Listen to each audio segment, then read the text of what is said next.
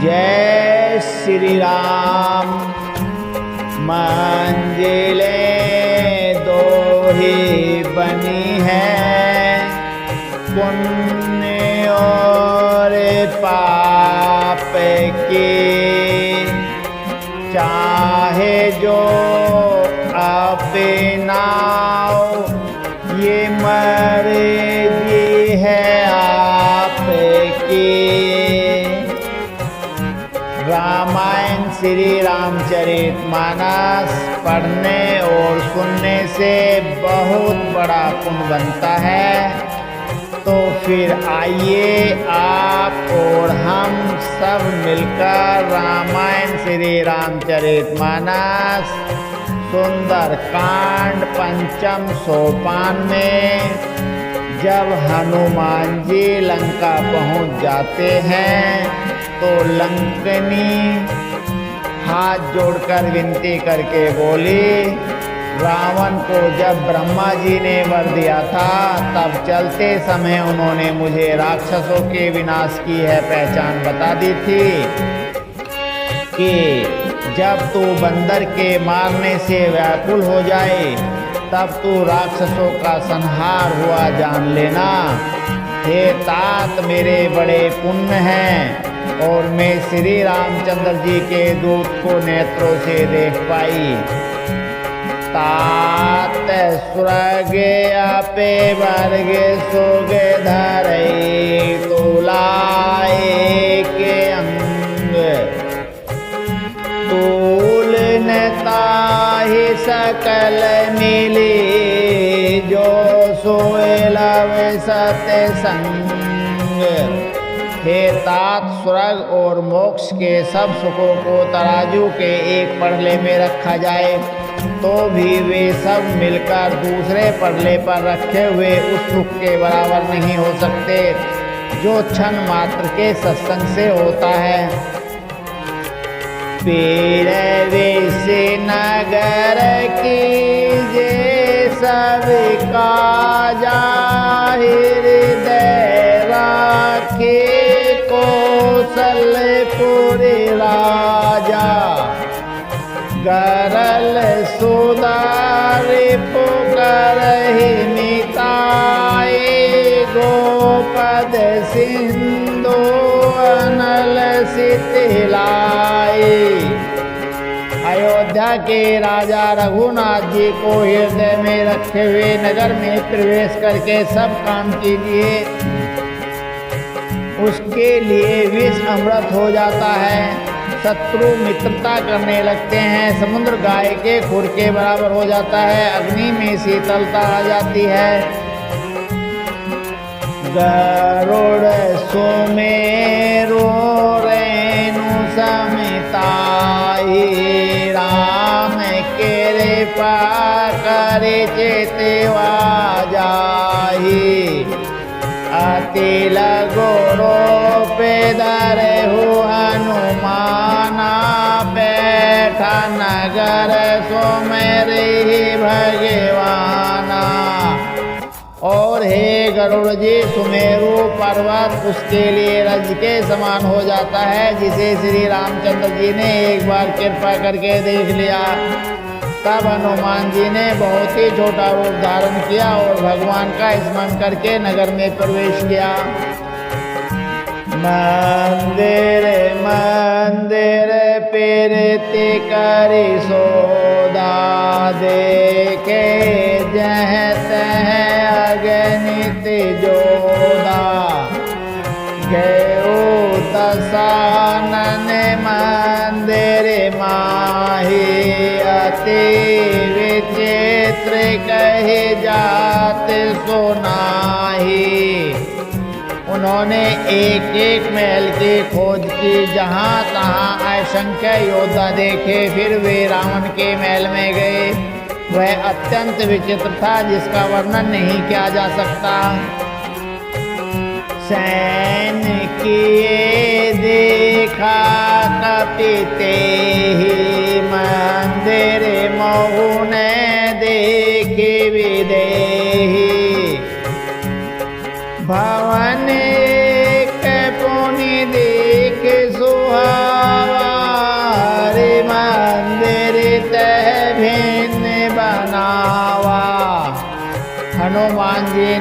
रावण को सहन किए देखा, परंतु महल में जानकी जी नहीं दिखाई दी।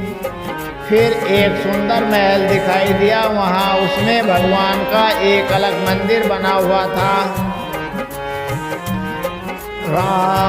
रामायोदय अंकित गिर शोभा बरनी न जाई, नव तुलसी का विरंदित है, देखी हरस कबीराई।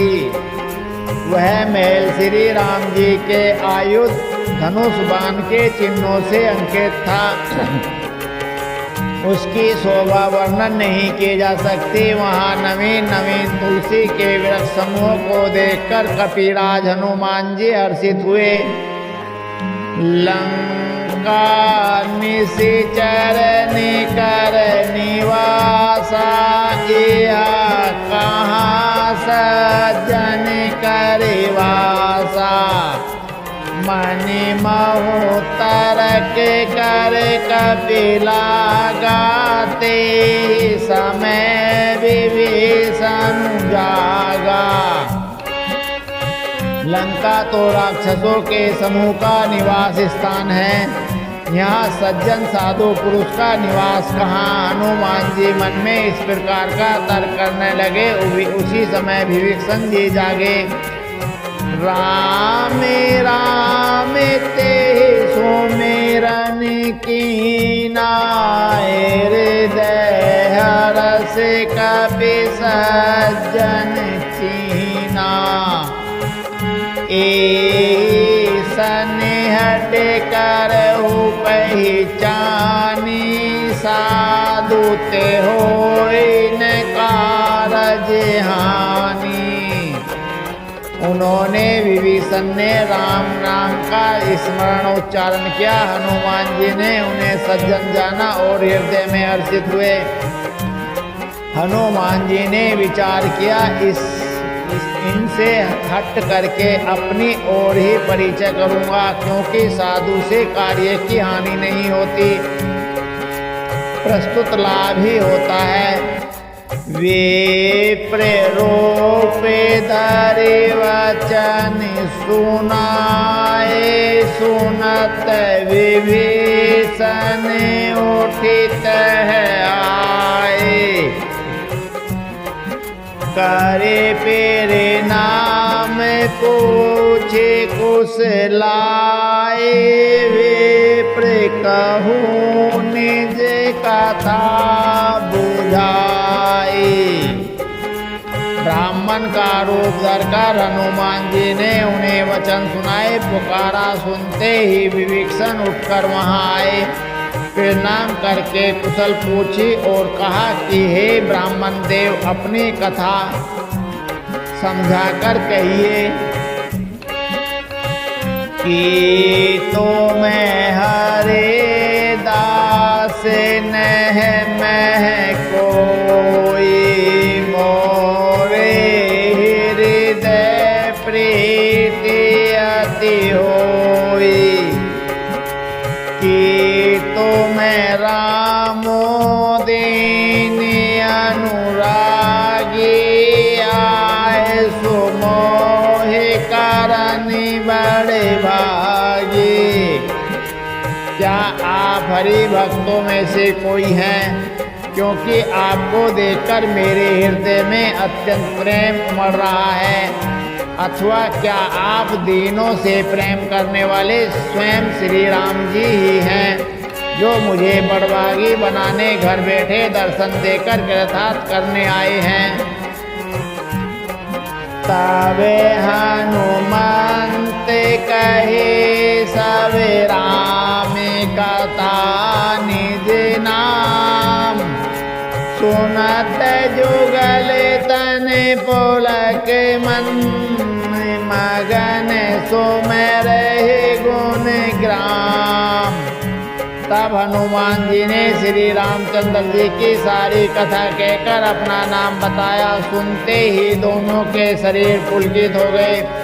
और श्री राम जी के गुण समूहों का स्मरण करके दोनों के मन प्रेम और आनंद से मग्न हो गए।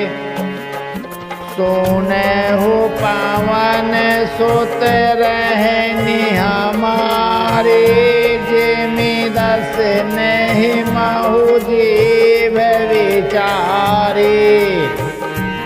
तात कबहु मोहि जानी अनाथा, करे है कृपा भानुकुल ज्ञाता। विभीषण जी ने कहा, हे पवन पुत्र मेरी रहनी सुनो, मैं यहाँ वैसे ही रहता हूँ जैसे दांतों के बीच में बेचारी जीव। हे तात, मुझे अनाथ जानकर सूर्य कुल के नाथ श्री रामचंद्र जी क्या कभी मुझ पर कृपा करेंगे? तामस तनु कछु साधन नाहि, प्रीति न पद सरोज मन माहि। अवे मोहि भरोसे हनुमंता, बिनु हरि कृपा मिलहि नहीं संता। मेरा तामसी राक्षस शरीर होने से साधन तो कुछ बनता नहीं, और न मन में श्री रामचंद्र जी के चरण कमलों में प्रेम ही है।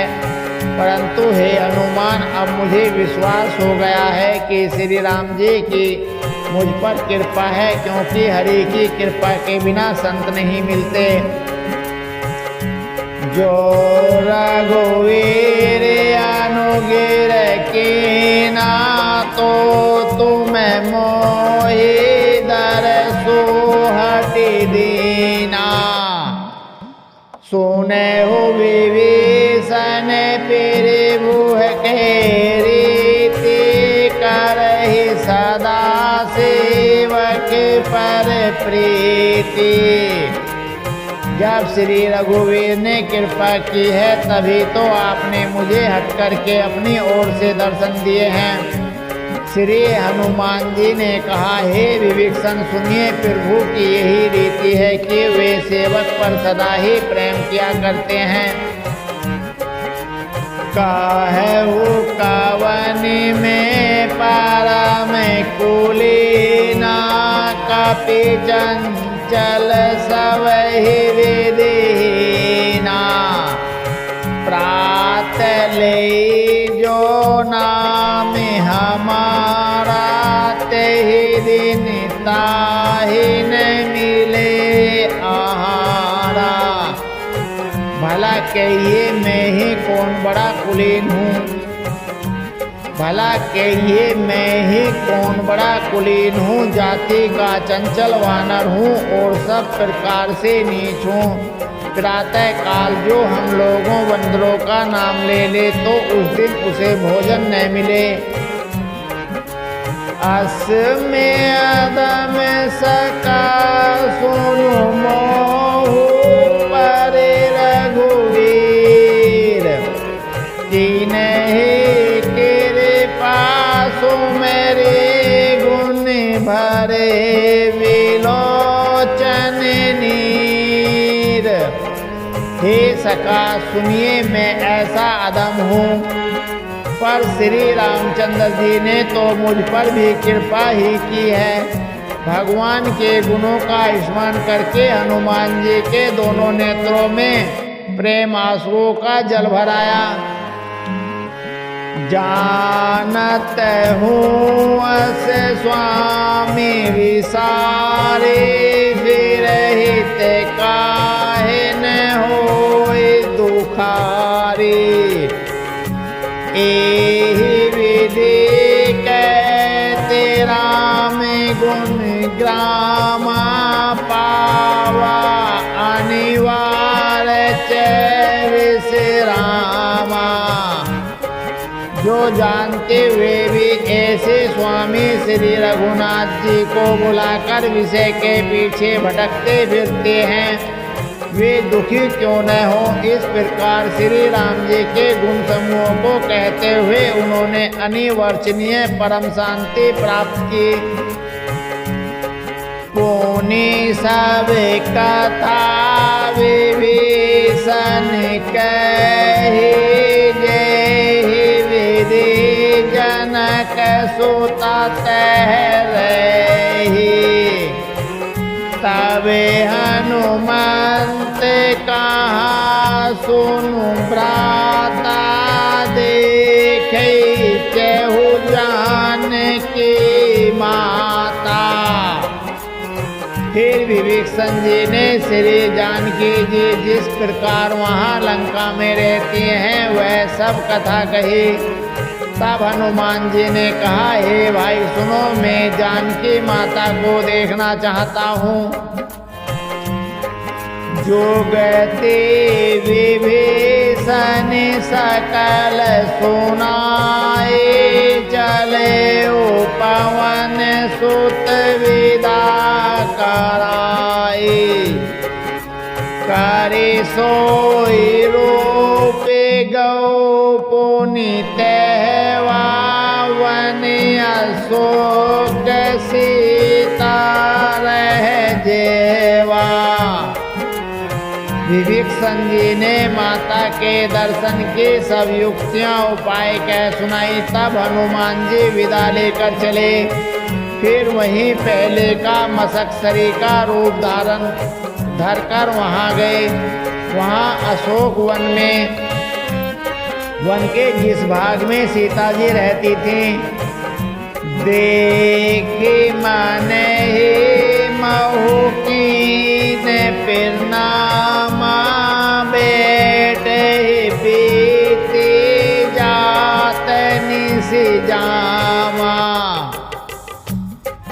गिरस तनु शीस जटा एक बेनी, जब ते हृदय रघुपति गुण श्रेणी। सीता जी को देखकर हनुमान जी ने उन्हें मन ही मन में प्रणाम किया। उन्हें बैठे ही बैठे रात्रि के चारों पहर बीत जाते हैं। शरीर दुबला हो गया, सिर पर जटाओं की एक बेनी लट है। हृदय में श्री रघुनाथ जी के गुण समूह का जाप स्मरण करती रहती हैं। निज पद नैन दिए मनि राम, पद कमल लीन। परम दुखी पवन सुत देखी, जानकी दीन। श्री जानकी जी नेत्रों को अपने चरणों में लगाए हुए हैं, नीचे की ओर देख रही हैं और मन श्री राम जी के चरणों में लीन है। जानकी जी को दीन दुखी देखकर पवन पुत्र हनुमान जी बहुत ही दुखी हुए। तारो पल्लव महुरा लुकाए, करे विचार करो का भाई। ते अवसर रावनु ते आवा, संग नारे बहु के बनावा। हनुमान जी वृक्ष के पत्तों में छिप रहे और विचार करने लगे कि हे भाई क्या करूं, इनका दुख कैसे दूर करूं। उसी समय बहुत सी स्त्रियां साथ दिए सज धज कर रावण वहां आया। बहुविधि खल से तहि समुझावा, सामदान भय भेद देखावा। कह रामनु सुनु सुमुख सयानी, मंदोदरिया दे सवेरानी। उस दुष्ट ने सीता जी को बहुत प्रकार से समझाया। शाम दान भय और भेद दिखाया। रावण ने कहा, हे सुमुखी, हे सियानी, सुनो। मंदोदरी आदि सब रानियों को तवे अनुचरे करो पनि मोरा, एक बार बिलो को ममियोरा। तिरन धरे ओट कहती विधे, सो मेरी अवधपति परम स्नेही। मैं तुम्हारी दासी बना दूंगा, वह मेरा प्रण है। तुम एक बार मेरी ओर देखो तो सही। अपने परम स्नेही कौशलाधीश श्री रामचंद्र जी का स्मरण करके जानकी जी तिनके की आड़ करके कहने लगी, सोनो दस मुख खगोत प्रकाशा, कबहु किननि करे विकासा। असे मन समझो कहते जान के, खल सोदे नहीं रघुवीर बान के। हे दसमुख सुन, जुगनू के प्रकाश से कभी कमनी खिल नहीं सकती है। जानकी जी फिर कहती हैं, तू अपने लिए भी ऐसा ही मन में समझ ले। हे दुष्ट, तुझे श्री रघुवीर के बाण की खबर नहीं है। सट सुने हरियाने ही मोहे, अधम नीलज लाज नहीं तो ही। वे पापी, तू मुझे सोने में हर लाया है। रे अधम निर्लज, तुझे लज्जा नहीं आती। आप हो सोनी खगोत समेरा, में ही भानु समान। पारो से वचन सोनी काड़े, असी बोला अति खिसियान। अपने को जुगनू के समान और रामचंद्र जी को सूर्य के समान सुनकर और सीता जी के कठोर वचनों को सुनकर रावण तलवार निकालकर बड़े गुस्से में आकर बोला, सीता ते मम कृत्य अभिमाना, काटो तव सिर कठिन कृपाना। नाहित सपदे मानो मम बानी, सो मुखे होती न जीवन हानि। सीता, तूने मेरा अपमान किया है, मैं तेरा सिर इस कठोर कृपान से काट डालूंगा। नहीं तो अब भी जल्दी मेरी बात मान ले। हे सुमुखी, नहीं तो जीवन से हाथ धोना पड़ेगा। श्यामी सरोज दामी सम सुंदर, पीर भूभुज करे कर सम दस कंदर। सोभुज कंटक तव असी घोरा, सुनो सट अस पेरवान पानी मोरा। सीता जी ने कहा, हे दस ग्रीव प्रभु की भुजा जो श्याम कमल की माला के समान सुंदर और हाथी की सूंड के समान पुष्ट तथा विशाल है, या तो वह भुजा ही मेरे कंठ में पड़ेगी या तेरी भयानक तलवार ही। रे सट सुन, यही मेरा सच्चा प्रण है। चंद्रहास हरो मम परिताप, रघुपति वीर अनन संजातम् शीतल निशित वैसे बरिधारा कैसे तारो मम दुख भारा। सीता जी कहती हैं, हे चंद्रहास तलवार, श्री रघुनाथ जी के विरह की अग्नि से उत्पन्न मेरी बड़ी भारी जलन को तू हर ले। हे तलवार, तू शीतल तीव्र और श्रेष्ठ धारा बहाती है, अर्थात तेरी धारा ठंडी और तेज है। तू मेरे दुख के बोझ को हर ले, तू मेरे दुख के बोझ को हर ले।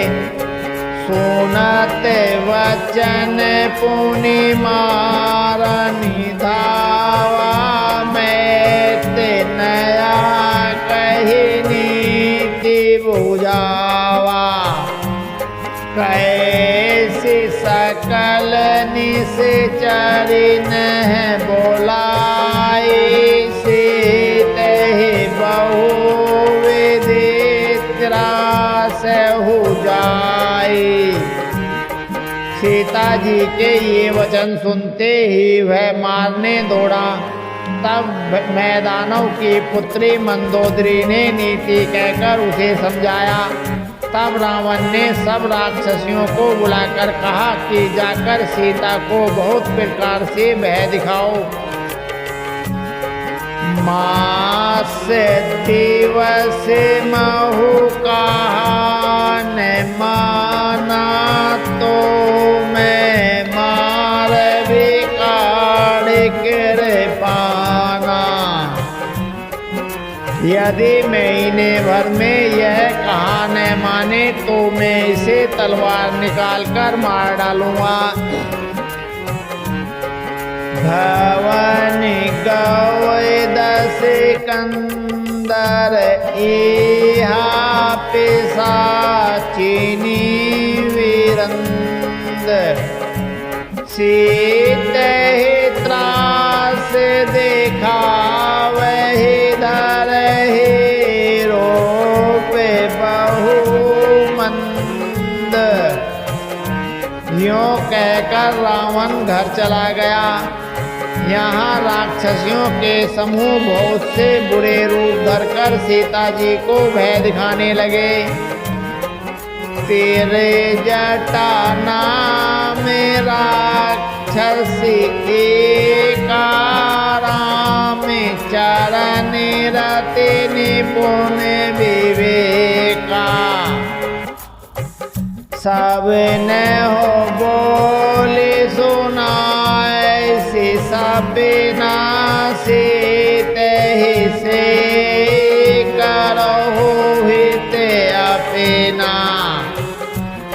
उनमें एक तिरजटा नाम की राक्षसी थी। उसकी श्री रामचंद्र जी के चरणों में प्रीति थी और वह विवेक ज्ञान से निपुण थी। उसने सबों को बुलाकर अपना स्वप्न सुनाया और कहा, सीता जी की सेवा करके अपना कल्याण कर लो। सपने बानर लंका जारे, जातु दानी सेना सब मारी। खरे आरोड़ नगन दस सीसा, मुंडित सिर खंडित भुज बीसा। स्वप्न में मैंने देखा कि एक बंदर ने लंका जला दी। राक्षसों की सारी सेना मार डाली गई। रावण नंगा है और गधे पर सवार है। उसके सिर मुंडे हुए हैं, 20 भुजाएं कटी हुई हैं। एहि विधि सो दक्षिण दिश जाए, लंका मने हो विभीषण पाई। नगर फिरी रघुवीर दोहाई,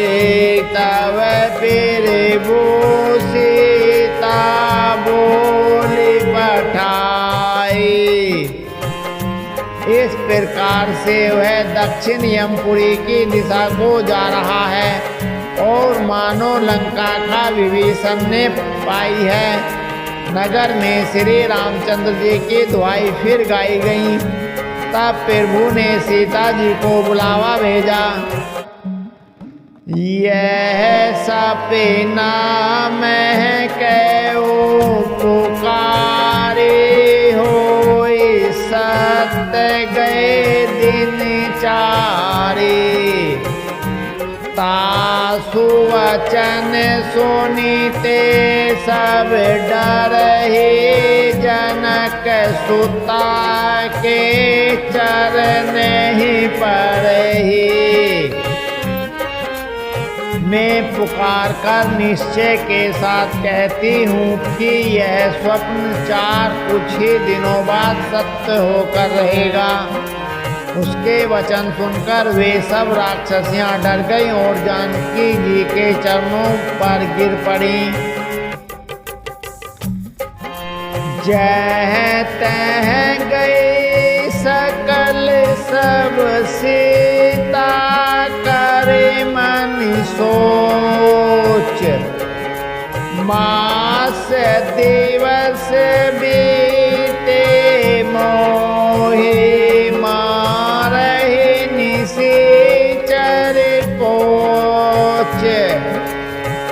तब इसके बाद वे सब जहाँ तहाँ चली गईं। सीता जी मन में सोच करने लगी कि 1 महीना बीत जाने पर नीच राक्षस मुझे मार डालेगा। अब समय तो पूरा हो गया है, आगे का रसीला है। उसे कल आप और हम पढ़ेंगे सुने